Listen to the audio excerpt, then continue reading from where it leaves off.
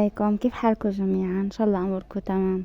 طبعا هاي طاولة احنا عملناها بالمشاطيح، والدي عملها، كان عنا مشطاح فكفكوا وعملوا هاي الطاولة، يعني انه نقعد عليها نشرب شاي او نشرب اي اشي.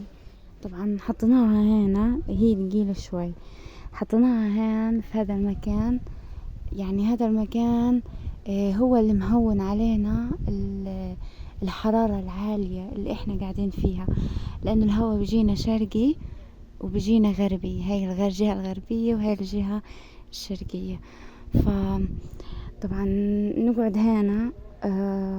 وأنا عملت قهوة. أنا مش كتير يعني بالقهوة، بس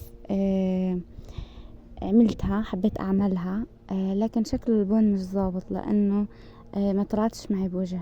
بالعادة بتطلع معي بوجه، بس ما بعرف. البن أصلا من بعد الحرب ما في أي نوع قهوة دخل راسي. هذا بريشور لتعون الاتش اي، كانوا جايين يعطونا جلسة عن مخلفات الحرب والأدوات يعني، وإيش نعمل وأشياء زي هيك يعني. جلسة إرشادية توجيه يعني. استفدنا منها الصراحة.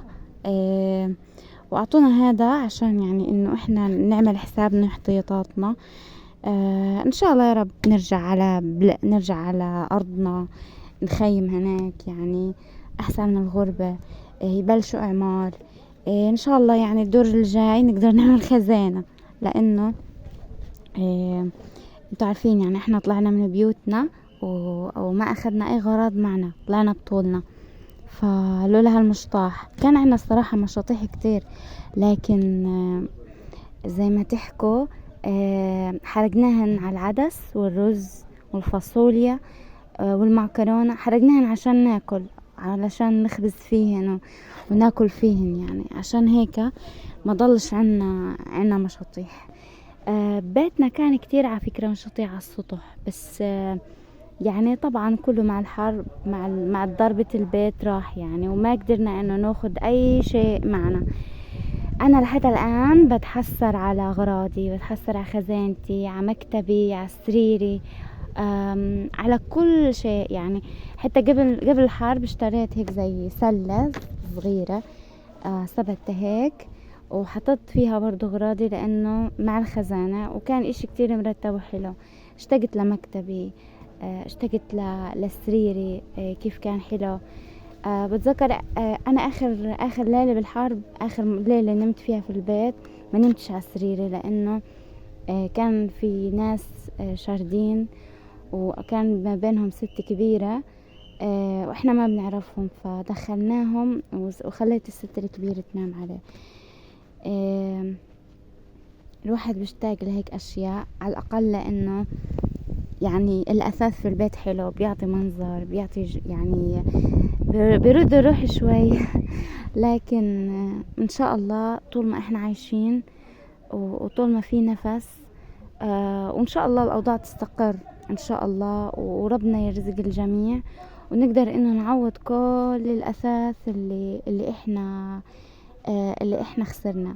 هاي الكاسة طبعا احنا بالبيت كانوا اهلي صرخوا علي لما بدي اشرب، لما يجي عبالي مثلا اشرب بكاسات للضيوف، نسكافيه او الشاي او القهوة، ما بصير هدول للضيوف، هدول للمدري مين. فبروح ايش بعمل؟ كنت اشرب هالسكيتة، وبعد ما اشرب شو اسمه، اللهم صل على محمد، اشطفهن واخبيهن من دون لا من شاف ولا من دري. فانا الوحيدة اللي كسبتهن، لانه تكسروا طبعا، راحوا، كل شيء راح يعني. الحمد لله، العوض بسلامة الجميع ان شاء الله. دعواتكم يا جماعة، ادعوا لنا يعني. الليلة اللي فاتت كانت ليلة الله لا يوريكم، يعني كان في طيران وهيك اشياء يعني. فكرة انه الحرب انتهت، هاي فكرة يعني ما اقتنعت فيها لحد الان، واحنا خايفين من اللي جاي. الله يسترنا بس من اللي جاي، وان شاء الله خلينا متفائلين، وان شاء الله اللي جاي يكون احلى واحسن باذن الله عز وجل. طلع كيف مدقدقها، والله ممتازة 100%.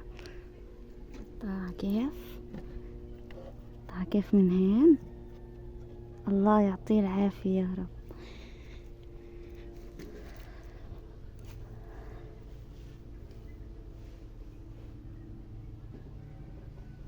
الله يفرجها يا رب.